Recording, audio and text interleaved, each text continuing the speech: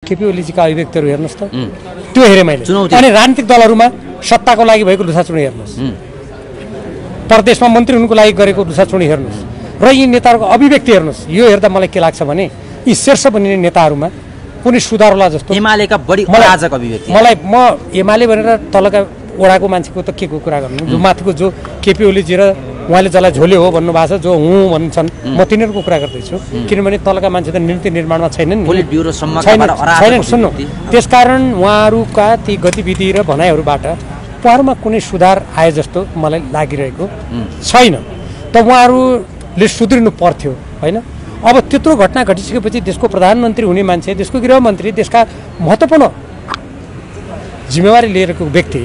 त्यसमा घटना घटेपछि मैले आदेश दिइनँ म त्यहाँ थिइनँ भनेर हेर्नुहोस्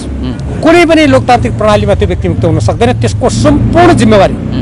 त्यो बेला हुने प्रधानमन्त्रीजी त्यो बेलाको मन्त्री परिषद त्यो बेलाका राजनीतिक दलका जो सहभागी थिए ती दलका शीर्ष नेताहरूले त्यो लिनै पर्छ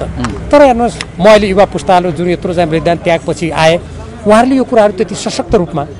उठाएको र सरकारले अहिलेको सरकारले पनि सुनेको सरकारले पनि सुनेको देख्दिनँ अनि अन्तरिम सरकारको जुन कुरा छ जस्तो अहिले मैले बालुवाटारमा भएका बैठकहरूका कतिपय समाचार म नियमित रूपमा हेर्छु मैले त्यो विश्लेषण पनि गर्छु मैले त्यो हेर्दाखेरि अब त्यहाँ कोही कोही मान्छे भन्छन् होइन यो संविधान छुनु पनि हुँदैन चलाउनु पनि हुँदैन हामी त संविधान मान्ने मान्छे अनि त्यत्रो संविधान मान्छे छुनु हुँदैन भने सुशीला कार्कीजीलाई संविधानको कुन धारा अनुपात प्रधानमन्त्री बनाइयो त नेपालको संविधानले त पूर्व प्रधान न्यायाधीशलाई मन्त्री हुने अनुमति दिँदैन र यो प्रतिस्पर्धा विघटन गर्ने अधिकारै छैन राष्ट्रपतिलाई अन्तरिम सरकार यस्तो गठन गर्ने अधिकार छैन एकातिर उहाँहरूले भन्ने विद्रोहबाट आवश्यकता अनुसार गरेको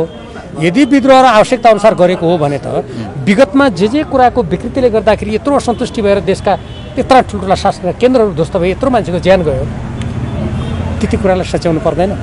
त्यति कुरालाई सच्याउन अहिले नसके पनि यी कुरा सच्याउनु पर्ने छै भन्नु पर्दैन सरकारले त चुनावी सरकार हो हाम्रो त्यतातिर अलि ध्यान कम जान्छ भनेर प्रधानमन्त्री स्वयंले उद्घोष गरिसक्नु भएको छ अब म एउटा कुरा यहाँ विनम्रतापूर्वक भन्न चाहन्छु तपाईहरुको यो सञ्चार माध्यमबाट नेपाली जनताका सामु यदि चुनाव मात्रै गर्नु थियो प्रधानमन्त्री मात्रै फेर्नु थियो भने प्रधानमन्त्रीजी त अब फेरिनेवाला थिए 7-8 महिनापछि शेरबहादुरजी हुनेवालै थिए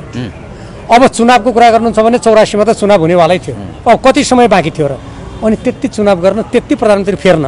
राष्ट्रका यत्रो सम्पत्ति खरबौंको ध्वस्त यत्रो मान्छेको जेन जानुपर्छ त्यो तर्कसङ्गत हुन्छ यदि आजको युवा पुस्ताले यति नै गर्नु थियो यही नै तर्कसङ्गत हो भनेपछि हेर्नुहोस् मलाई माफ गर्नु होला यो धेरै ठुलो गल्ती हुनेछ।